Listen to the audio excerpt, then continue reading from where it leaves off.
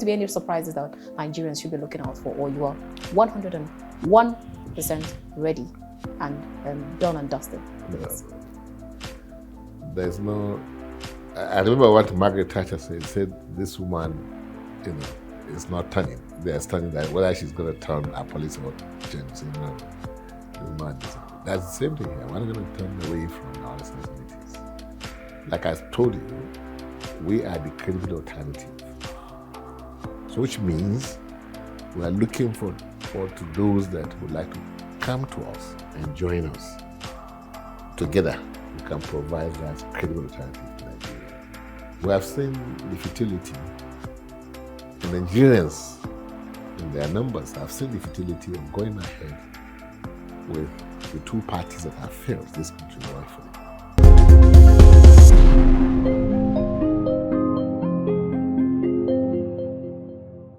Now, in the words of Chief Obafemi Awolowo, he is the leader of Nigeria's Action Group Party and the first indigenous premier of Western Nigeria. He once said, "The influence which a nation exerts, the respect which it enjoys, and the prestige accorded to it on the world scene depend on two important factors: the size of its wealth and the caliber of its leadership." All right. So we take our second quote, and this one is from Saminu Kanti. He is a politician, administrator, accountant, and entrepreneur. He once said, "Whenever the grass looks greener on the other side, stop staring, stop comparing, stop complaining, and stop wetting or watering the grass you are standing on to grow the naira." Oh, wow. I love this one. Now let's see how all of this relates to what we will be discussing today. Very warm greetings and welcome to The Conversation. We're reaching you from Captain's Television here in the nation's capital, Abuja. I am Annabelle Oji. Now, we all don't know that Nigeria has a long and diverse history full of fights over power and rule. But this year's election will definitely change that, and the presidential elections and the governorship election, it will definitely change all the narrative that we used to know. It will change the narrative and that question of should we throw in the towel with regards to Nigeria or just move on? My guest on the show today is Engineer Yusuf Yabagi Sani. He is the presidential candidate for Action Democratic Party, and we will be talking to him with regards to his party manifesto and what he will do differently to bring Nigeria to that state where we were looking, or where we are actually looking forward to. Now, this is The Conversation, and I will be your host.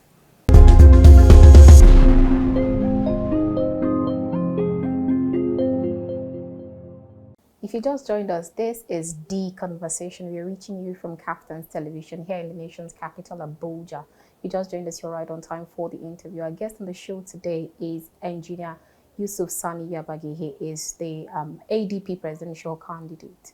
It's good to have you on the show again, sir. Thank you, Annabelle, for having me. Awesome. All right, now let's come into your closet. What have you been up to, or what have you and your party been up to quite lately? Well, we've been doing what Nigerians wanted to do. That is preparing to ensure that Nigeria achieves that promise of greatness come 2023, meaning that the missing link between Nigeria and greatness, which is leadership, is what we are out to provide. Quality leadership, responsive leadership, compassionate leadership, and leadership that understands the intricacies of our economy. Because if you look at what is happening in Nigeria today, you can reduce it to one particular problem, aside from the issue of leadership, which is the issue of the fast retrogression of our economy. Okay. which has resulted in abject poverty. The World Bank has just come out with a report which says that 5 million additional Nigerians have been added to people living below poverty line as a result of inflation. Hitherto, it was about 80-something million. Now we have about 90 million Nigerians that are living below poverty line. So, high employment, issue of corruption, ineptitude, like I said before, leadership. So, insecurity, which is the result of hardship that people are being subjected to. Economic hardship, social hardship, restiveness, amongst the populace. So these are the things that we've been busy to see how we can let Nigerians understand that there is a solution. Okay. That Nigeria is not a hopeless case at all. Like I've said before, Nigeria has a lot of potentials. There are a lot of opportunities for investments, for people to enjoy their lives, for the basic needs, at least, to be made available to Nigerians. If you look at a hierarchy of needs by Maslow, there are 5 things listed, which the Universal Declaration of Human Rights also espouses. You should be able to provide shelter, food, clothing, and comfort. Yeah, well, that's one. Number two is safety. Number 3 is ability to be able to love each other, to be able to associate freely, and identify with whoever you want to identify with. Number 4 is self-esteem, to have self-respect, to be respected as a human being, giving your due rights, no discrimination, gender, gender, faith, or tribe or anything. No, that should not be there. Okay. Number 5, to be able to aspire to be who you want to be. Meaning that the electoral processes should be one that you can stand up and say, today, I want to run for the presidency of this country. And you should have the ability to do that as enshrined in the Constitution. So that's why we are telling Nigerians that my administration, our government, is going to govern by rule of law. Yeah, meaning that all of us will be equal before the law. The law will be applied equally and equitably, meaning that you will not be discriminated against. The law will be known to you, because if you don't know the law, that's another problem. And there will be presumption of innocence. And you only be punished according to the law itself. Okay. We'll work towards ensuring that our courts are independent, free, and fair. So, and there'll be access, and you can criticize, really, the law itself. So that's the kind of government we want to bring, and that's the kind of government Nigeria deserves.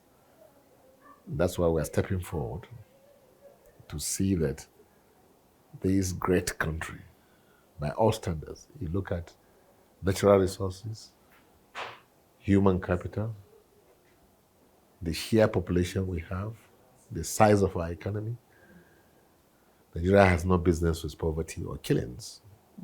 All right. Or wanton killings. So that's what we'll be busy doing as Action Democratic Party, which I am the national chairman and also the presidential candidate of that party, which is the credible alternative for creating new paths for progress, unity, peace, and the stability of this country. All right. So that's what we've been doing.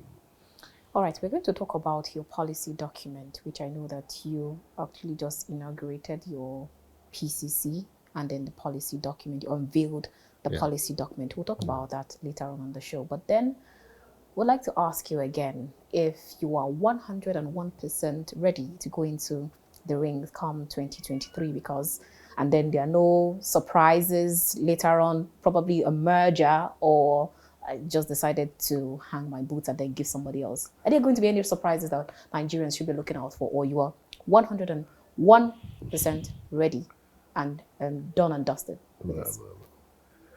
There's no. I remember what Margaret Thatcher said this woman, is not turning. They are studying that whether she's going to turn our police or change. Say, no. The woman is. That's the same thing here. We're not going to turn away from our responsibilities.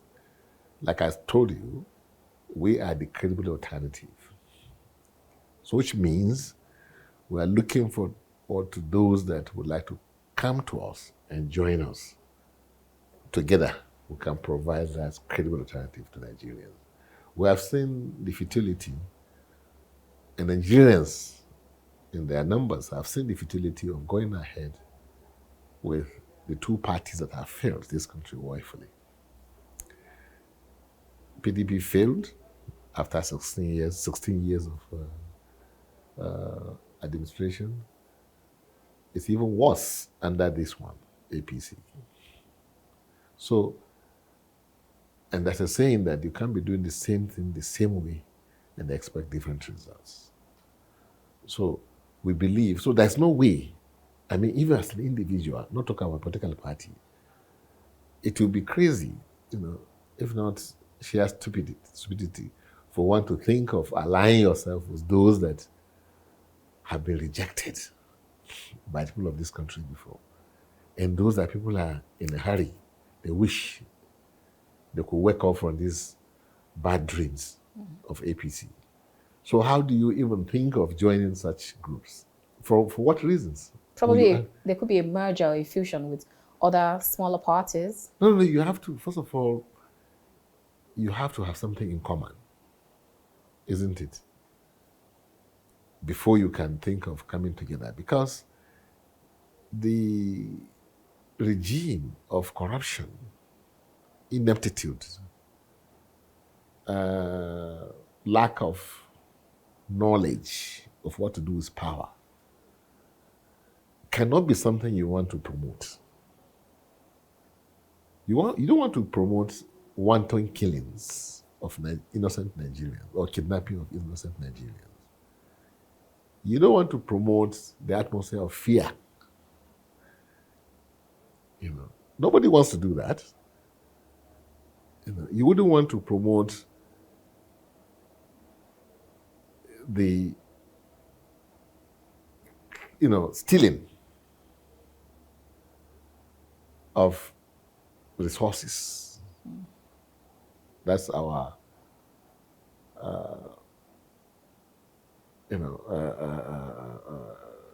resources. You don't want to promote that. Things like crude oil theft, like fuel subsidy, like the kind of administration you have in the central bank. Nobody wants to promote such things because they are the recipe for failure. So we cannot come and be party to failure at all. That's why there will be no basis, for coming together. Okay, if we join any of them, so what are we going to tell Nigerians? That what? What did we see there? They'll ask you, what did you see? What is it that you are going to tell anybody? That, okay, I'm joining this party, or maybe APC or PDP because of what? What are you going to say? What if they share the same ideology? I mean, for the alternative, the third force, what if they have the same ideologies with you? No, Don't you want to have like any they say, a leopard cannot change It's sports, isn't it? They are who they are. I'm ADP, isn't it? Not APC or PDP. If I join them, nobody will call me ADP again, isn't it? So, and the moment I change that, my identity, everything will change with it. Everything that I stand for will change. I'll lose everything that I stand for.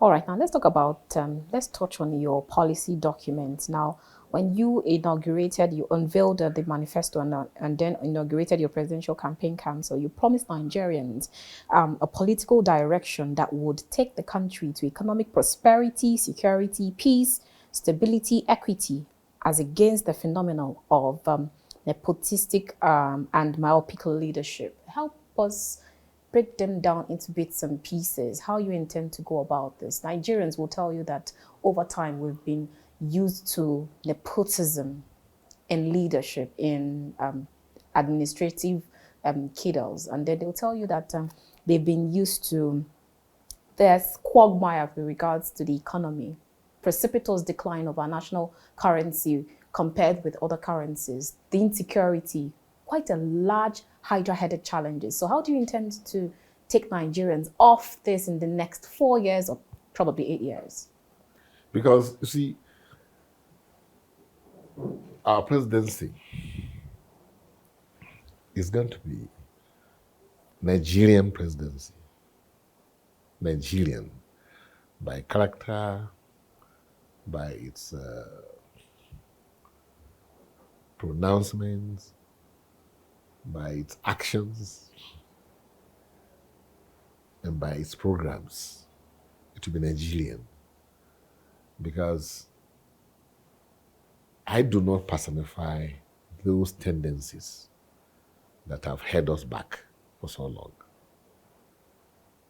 And all along, except in few instances, we've been electing our governments based on sentiments, on certain dichotomies, and it has not yielded results.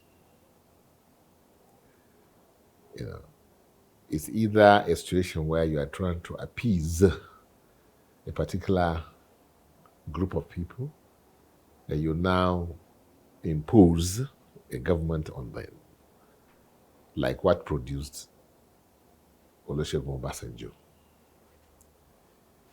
Because of what happened when elections were suspended and what happened, you know, so they believed that there was need to appease a particular group of people, the Yorubas. But that does not translate to good governance, because you're talking about Nigeria. Nigeria does not start and stop with the Yorubas. So after Obasanjo, it was a case of it is now the turn of the North.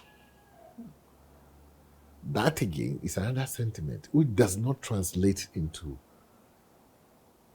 a credible or government that is based on merit. It was based on certain sentiments that has no relevance as far as good governance is concerned. You know. And then that went on until when Jonathan came. That was like an accidental president. What makes a statement? So somebody passed on, isn't it? And he inherited, by virtue of the Constitution. So that was accidental. Nigerians didn't go out to vote for Jonathan from the beginning. So that too cannot be described as a government that was based on merit. And after Jonathan, we now have Buhari, which was also based on certain sentiments. So you find that so long Nigeria continues to operate, to produce governments that are not based on merit, on capacity, or ability to deliver, it's just to assuage or pacify or fulfill certain sentiments, dichotomies that have no relevance in So why should governance. Nigerians believe Engineer Yusuf Yabagi will make a No, difference? because my geographical, origin itself does not lend itself to those sentiments. That is the North Central, where I come from. And I'm different because I'm a Nigerian that has traveled wide. I schooled abroad. I schooled in one of the best universities you can find in the world. My school belongs to the Ivy League University, one of the Ivy League universities, which is Columbia University, which is the top 10 universities in the world. I studied also in Harvard, and so educationally, I'm equipped. I'm exposed. I don't know how many of those presidents have been honored by United Nations. I've been given an award by the United Nations in New York. So the issue is that Engineer Yabagi Yusuf Sani is one of those Nigerians that are not common by virtue of my education, my educational background, my intellectual capacity, my commitment to this country becoming great because it's a promise of greatness. The fact that you cannot easily place me in any of these sentiments I'm talking about, religion, ethnicity, regionalism, and what have you. I do not personify any of those sentiments. I personify Nigeria. So that's why you will not have nepotism, ineptitude, or such things that you have, because as the president of this country, I would not mind if I have to go to America to bring an American or our diaspora Nigerians who are there, or even a white man. If he has what I need, I'll bring him and hire him. All Let him right, work for us. you've actually made, I was going to talk about the education is one thing, and then the personality, the persona is another thing, but you've been able to talk about that. But now let's talk about, still on your policy document. A lot of people argue that the same manifesto is being drafted by probably one person, one expert to 3, 4 political parties. So it's like they are sharing almost the same thing. So what are your reactions to that? No, this is different. If you have read what do you call it, policy document, you will discover that it's completely different. It's completely different.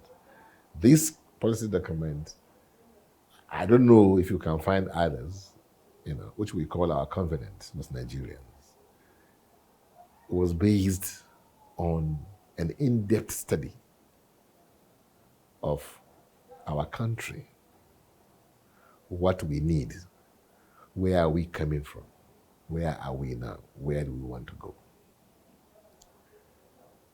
And like I told you from the beginning, the problem of this country can be traced to one area, and that's of the issue of economy. How do you grow this economy to be able to feed the population adequately for people to be able to live a good life?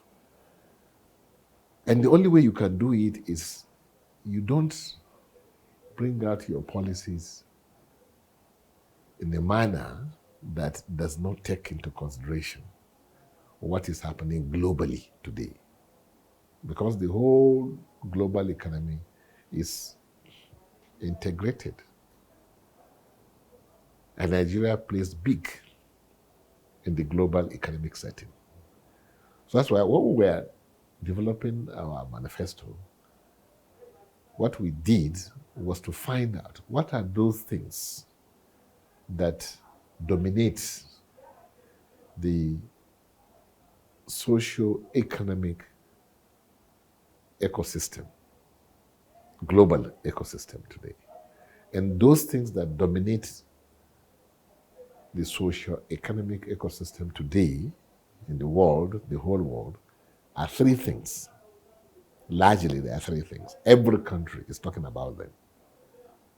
And fortunately for us, we occupy a place of choice in any of those three things that you pick, if you pick.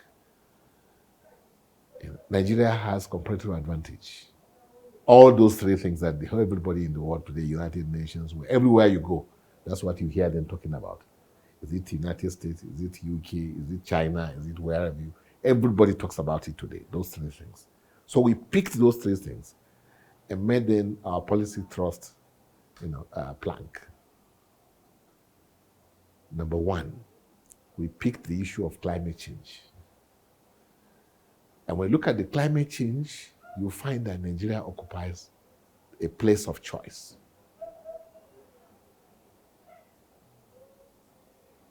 The world wants to go from fossil fuel to renewable energy, isn't it? Okay. But where do you find those renewable energy in abundance? Nigeria. The destination is Nigeria. We have the sun. We have the wind. dams. We have the wind. Name it, we have them. We don't suffer those disasters, natural disasters, as such. Okay. So that's one, when you talk about the issue of climate change. Then when you come to the issue of energy transition, like I said, the world want to go from fossil fuel to renewable energy. Okay, there's a bridge. You can't jump from this to this like that, isn't it? So, and the bridge is gas. And Nigeria today is about the fourth country with largest reserves of gas.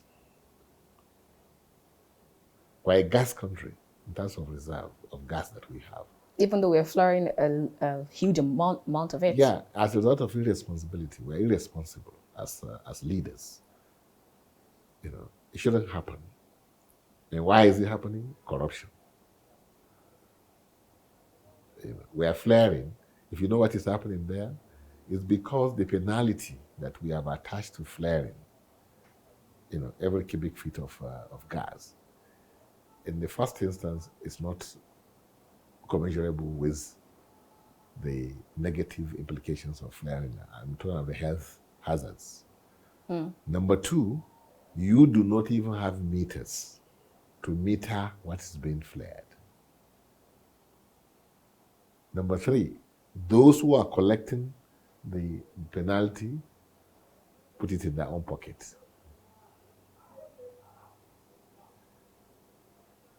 So from there, you know that it's. But so, Engineer Sani, corruption is institutional. In fact, most in Nigeria, it actually transcends what the president can actually do. You go to families, you find that someone is being corrupt. So how will your presidency solve the corruption from various ministries, departments, and their agencies?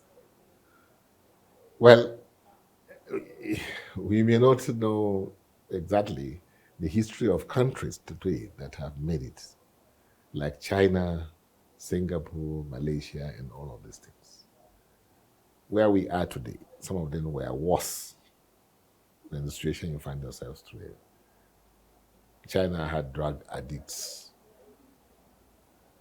thefts, kidnappers, whatever, everything that we're having today. They had it more than we're having it now. But the country stumbled on just one individual. Same thing, Malaysia, Singapore. It takes just one individual, to come out and stop all this nonsense. Because, and how do you stop it?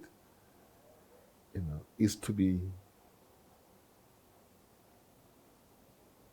very, very to be committed to the cause of fighting those nefarious activities. Okay. Introducing sanity into the governance. Being able to punish people, regardless of who the person may be. Awesome. Now we actually due for a break, but before we go on that break, I'd like to ask you if it actually took, the campaigns have been started before now, but then if it took you this long to get your manifesto out and then inaugurate your PCC, how long is it going to take you to organize your cabinet members and then ensure that you get the right people that will run with your ideology? Yeah, well, you see, you know this very well. Nigeria is not bereft of very intelligent go-getters who have proved their mantle, I mean, what they're made of, the stuff they're made of outside this country. What I meant to say is that we have Nigerians, even today as we speak, that given the opportunity, they will do wonders. And they are bound. And all they are looking for is an opportunity to deliver. That's why when you go to other clients where they don't look at you from the narrow prism of, those sentiments I mentioned, tribe, gender, or whatever. All they are looking for is, what can you do really? So, and that's what we are coming to provide. What can you really give? It's not asking what we can do for you, like one of the presidents, former president, Americans say. They say, ask what you can do for your country, not what your country can do for you. Okay, so how long is it going to take you to get your cabinet members? This is not something that takes forever. These are not people who are not be trained. They're already trained. They are self-made. They're there. And as a president, you have access to everybody, far and beyond you can ever imagine.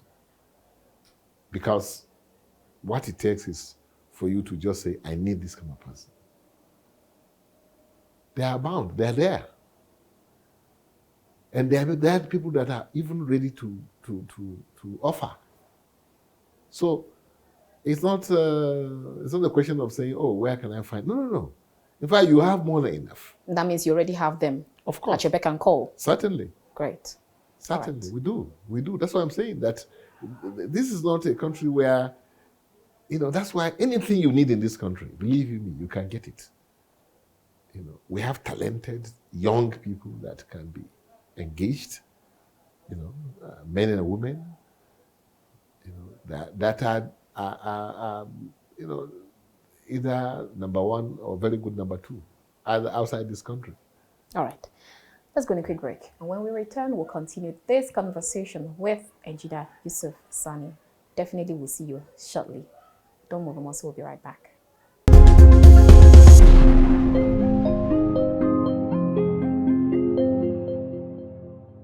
That sector where you can get money, plow it into agriculture, into education, into building infrastructure, and the likes, health. If you do not micromanage that sector of the economy, then for long it will be in this vicious cycle. And poverty will be increasing, all these things you mentioned will be on increase. So our governments will address those macroeconomic problems. And the macroeconomic problems is of how do you align your monetary policy with your fiscal policies. It matters. If you don't get your monetary policy right, like what is happening today, we hold these multi-rates in exchange rates. And the monetary policy supervisors are not there. Their attention is diverted into something else.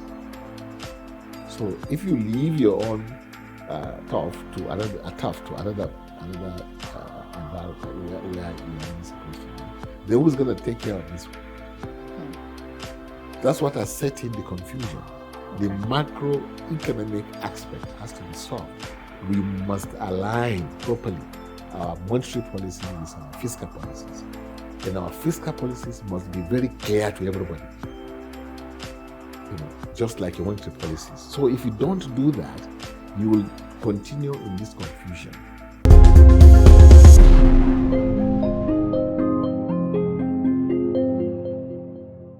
If you just joined us, this is The Conversation. We're reaching you from Kaftan's television studio here in the nation's capital, Abuja. If you just joined us, you've actually missed out on a whole lot, but then you can still join in the conversation. Our guest on the show tonight is Engineer Yusuf Sani Yabagi. He is the ADP's presidential candidate, that's Action Democratic Party.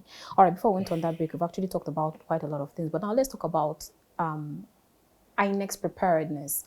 What are your thoughts with regards to INEC's preparedness? Do you actually see, even with these incessant arson attacks on their facility, do you actually think that they would deliver free, fair, credible election and transparent election come 2023?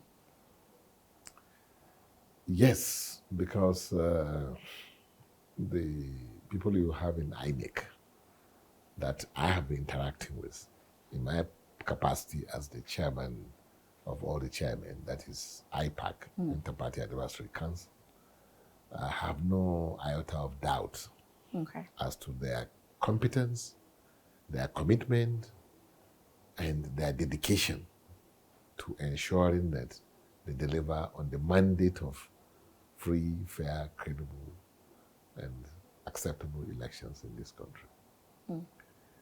So I don't have any doubt as far as INEC preparedness is concerned, because, and that's why, different from other commission that you had before now, they have imbibed this application of the beavers. Technology, in all the processes. They have digitalized in all the processes. And when you digitalize, that means there will be speed, there will be quality, there will be efficiency. So that means you will trust on whatever result that they come up with? Yes, until proven otherwise. Because if somebody is not satisfied with what they have brought out, you go to court, isn't it? And if court says, no, what you have is not what it should be, based on investigation, because after all, it's a human arrangement, isn't it? And anything can happen in that. So, but if we are to base it on what we are seeing and the fit for purpose of what they have put together, I think we can go to sleep. All right. Now let's talk about NDDC. And then with regards to the forensic audit report that we've been waiting for the white paper for almost forever.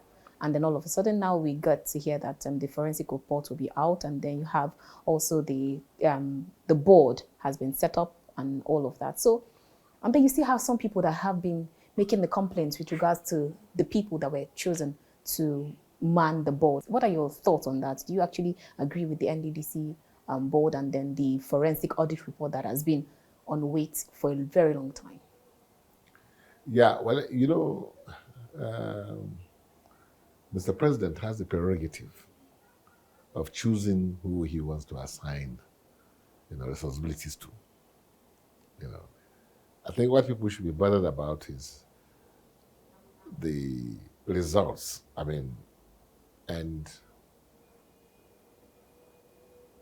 And expect that they'll perform. And if they don't perform, unlike the administration that you have now, I'm sure the incoming administration will not tolerate, that kind of lackluster, operations that you've witnessed in most of these government agencies, where corruption is the order of the day. So our hope is that by the time we take over, Nigerians will be able to see the difference, in the governance. Like I said, we are going to govern by rule of law. We are going to ensure that we apply international best practice. Because if we want to connect our economy with the international ecosystem, and like you know, the language of the international relations, business, whatever commerce is standard. There is a standard that is acceptable internationally. So we are going to use international best practice to run our administration because it's possible, it's doable. I'm not saying it's going to be easy, but the moment we start and people see the direction of the government, people will, key in. If you remember when this administration came on board in 2015, most of these agencies were working. Light was almost 24/7. Every other thing was working. So until when they discovered that what they thought is not what, they have. So corruption came back with impunity more than before. Lack of commitment to government, business, became the order of the day. Nobody is ever punished until when it is too late. People are left in their positions forever, until maybe, I don't know, So, but you can never run a government like that. All right. So we are going to run our government like that. So that's why the issue of NNDC or whatever, or similar cases like that, they will have no room, to exist. Yes, they will have room to exist. Now let's talk about the CBN's withdrawal policy that has actually raised a lot of dust and then hue and cry in the politics. So what are your thoughts with regards to the CBN withdrawal policy? Even politicians are talking against it. You have economists are talking against it, but some other people agree to it. So let's get your thoughts on that. Yeah, you see, that policy is troublesome. Troublesome in the sense that I don't want to believe that it was given the kind of study, analysis to be able to sufficiently, examine the implications of what government was trying to do. It's like a knee-jerk kind of reaction to the situation that they thought they're going to deal with, which is the situation of the use of money in politics. I mean, in elections. But that is not. That might not be the best way to do it. But like I said, it's better than doing nothing. It's better than doing nothing. And since the elections are still some few weeks or few months to come, I'm sure as we go on, nothing is cast in stone. If there's a need to adjust the policy, of course it will be adjusted. Since it's not a military administration, this democracy is about the people. So I believe that that policy, against the background that it was developed, the intention may be good, but perhaps the approach needs to be looked into so that we can perfect it. Okay. Because this is a situation, you are dealing with a social problem. And social problems are not things that you deal with in a mechanistic way. It takes a process, and that process has to be fully examined. Pros and cons are weighed and looked at, and then until you now get to a situation where you can say, okay, this would be, appropriate or acceptable You know, it won't have those negative, side effects that may affect the bigger, the big issue, which is elections themselves, the economy itself. Because whether we like to believe it or not, for now, our economy is predominantly cash-based. We can aspire for cashless economy, which is good, isn't it? But it takes a process. All right. So, according to the current administration, towards the end of last year, the Senate President made a revelation that between 2015 and 2020, the national grid collapsed 98 times. And then, according to him, he stated that, and the reason why for this is the concession of Zugeru power plant. I hate to say the word that the Senate President is actually part of this current administration, and then he makes this revelation. So what are your thoughts in that regard, and what will ADP, when they come into power, what would they do with regards to power sector, this incessant collapse of our national grid? Even though I know you talked about we're moving away from fossil fuel to renewable energy. What exactly are you going to do differently? What we're going to do differently is to make sure that as much as possible, deliberately, we'll make this economy to be private sector driven. Because if the economy is private sector driven, all these problems you are talking about will not arise. But he also complained about the concession of the Zungeru power plant, which he said is part of the problem that we're facing. Yeah, concession, you see, if you do the concession as laid down in the rules, you won't have the problems you are having now. But where you have corruption endemic, even the concession you are talking about, when you investigate, you find that it wasn't done in the way it's supposed to be done. Some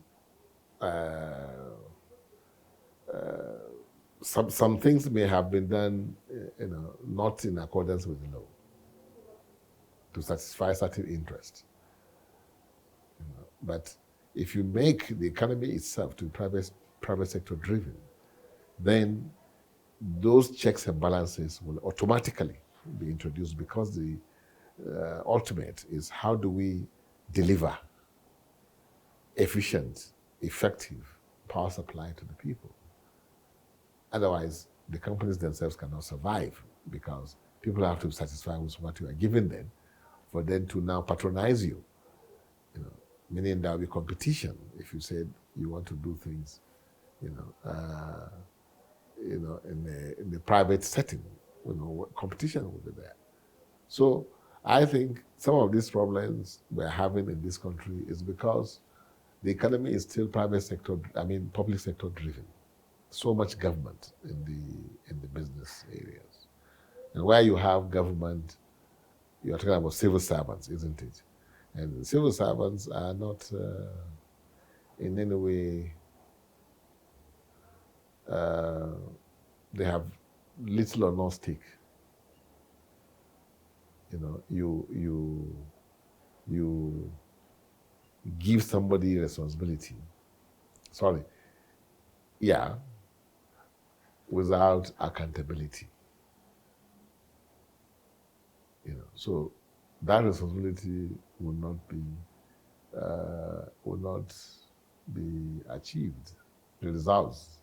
So that's what is happening under a public sector driven economy. All right. People are given responsibilities to do certain things, and they're also given the resources and everything, but they lack accountability. There's no accountability because nobody is asking questions. So, but under a private sector driven economy, you ask yourself questions, because people who are going to patronize you cannot take a substandard, product or service. And then when you talk about developed economies, America, UK, China, and all these things, it's because to a very large extent, they have introduced a mechanism that introduces responsibility and accountability. All So right. that's lacking here. That's the problem. Before we let you go, I'd like to ask you two questions and I'd like you to unbundle them in one breath. Now, let's talk about, because you talked about accountability, responsibility. The recent multi-dimensional poverty index came out to say that 133 million people, including children, have been plunged into poverty, even though we hear that this government say they would bring out 100 million people out of poverty. But then you have so many social investment programs laid down, the trader money, the farmer money, the market money, the CCT, the children feeding programs. But then all of this have not been able to lift out these people out from poverty. So what exactly are you going to do differently too? Because definitely the numbers will keep rising if nothing is done. That's one on the side. And then secondly, according to the finance minister, she stated that Nigerians' debt servicing is to gulp 123% of 2023 revenue. So if and when the next president comes in, if you become the next president, it means that you're definitely going to inherit a huge debt profile. What will you do in that regard? How do you intend to solve? Okay, why is it that all those social intervention programs you talk about, are not working? I'll tell you. You see, you have to first of all solve the macroeconomic problems. The problems of inflation, lack of growth of the economy itself. If you can solve the problem of corruption, especially in the sector that powers this economy for now, tomorrow it will be another sector, But today, if we have to be sincere with ourselves, that sector that where you can get money, plow it into agriculture, into education, into building infrastructure, and the likes, health, if you do not micromanage that sector of the economy, then for long we'll be in this vicious cycle. And poverty will be increasing. All these things you mentioned will be on increase. So our government will address those macroeconomic problems. And the macroeconomic problems is of how do you align your monetary policy with your fiscal policies. It matters. If you don't get your monetary policy right, like what is happening today, we hold these multi-rate, exchange rates, and the monetary policy, supervisors are not there. Their attention is diverted into something else. So if you leave your own turf to another environment where you are not supposed to be, then who's going to take care of this one? That's what has set in the confusion. Okay. The macroeconomic aspect has to be solved. We must align properly our monetary policy with our fiscal policies. And our fiscal policies must be very clear to everybody, just like your monetary policies. So if you don't do that, you will continue in this confusion, of the breakdown of collapse of like the national grid. The social programs are not working, intervention programs are not working, the economy itself is retrogressing. Then the debt profile is increasing. The rate of growth of GDP is also, nosediving. Inflation is high and things like that. Simply because you have not done what traditionally, and your entire economic system is based on the assumption that you are going to run your fiscal policies separate from your monetary policies. So, but I know most Nigerians are aware of this, that this country is not working, the economy is not working because the foundation itself is faulty. Everywhere in the world, monetary policies are different, run by a different set of people who are technocrats, by and large, from the fiscal policies who, by and large, are politicians. And it's for a good reason. It is assumed that those who are running the monetary policy are there to protect the interests of the nation beyond the 8 years that a government spends.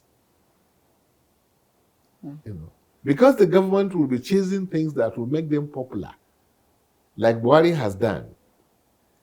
He kept kicking the can on the fuel subsidy, to another administration, isn't it? So that he will be popular. Because he believes that those are unusual, hard decisions.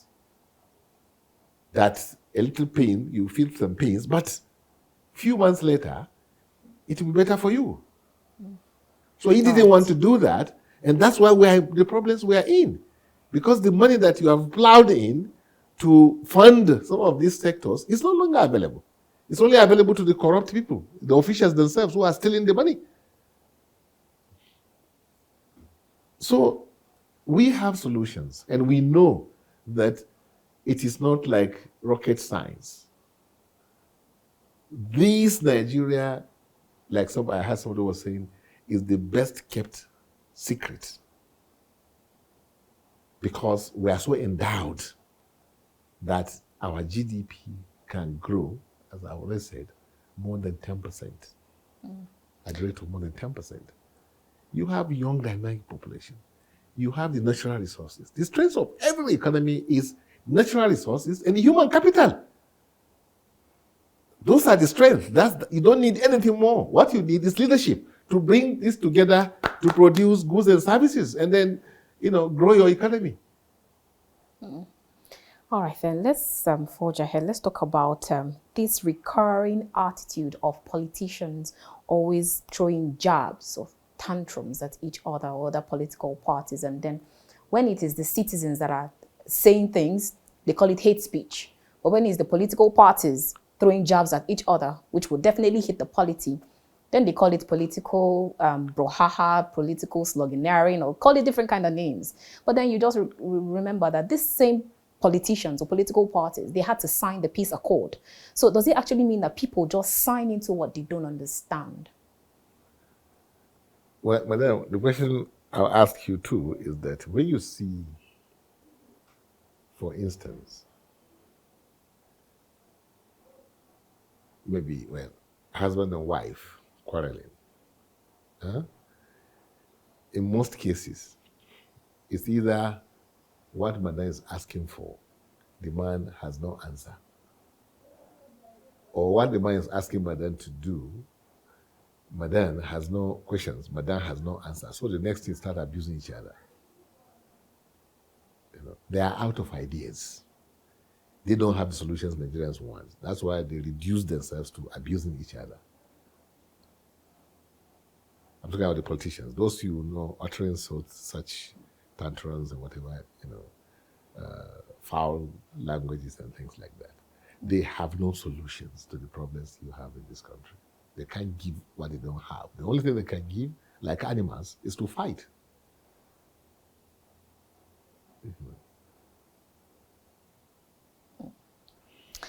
My last question is from a particular social media tweet. And this person says, he asks that, Engineer Yabagi, do you intend to have, I think what he's trying to ask is, do you intend to have the office of the First Lady? That's what someone is asking. The office of the First Lady.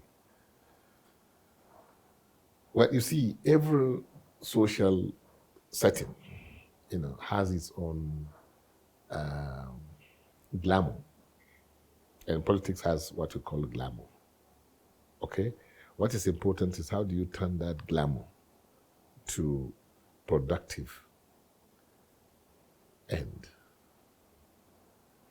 I've seen first ladies that have embarked on highly, highly meaningful projects that have addressed certain areas that the formal structure cannot address.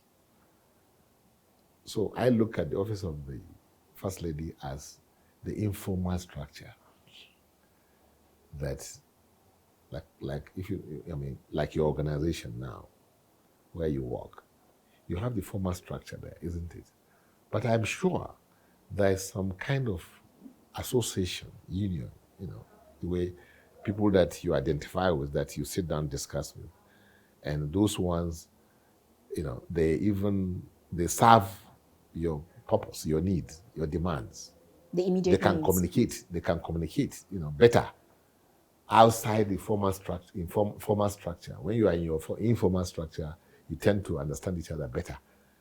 And if the management of the organization is wise, and in all cases they are wise,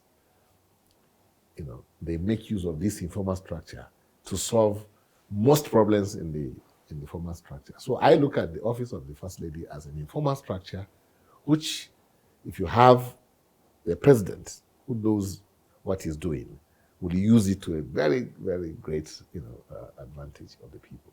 All right. Yeah. Thank you so much, Engineer Yusuf Sani Yabagi. It's been a wonderful time having this talk with you. Thank you very much for having me. All right, viewers, that's all we can take today. Thank you so much for tuning in. We have been chatting with Engineer Yusuf Yabagi Sani. He is the presidential candidate for the Action Democratic Party. We'll definitely see you again next time. Keep watching The Conversation, because you never know who my next guest will be and what my next topic will be all about. And I come your way again from the nation's capital, Abuja. I am Annabelle Oji. God bless you and yours, and God bless Nigeria.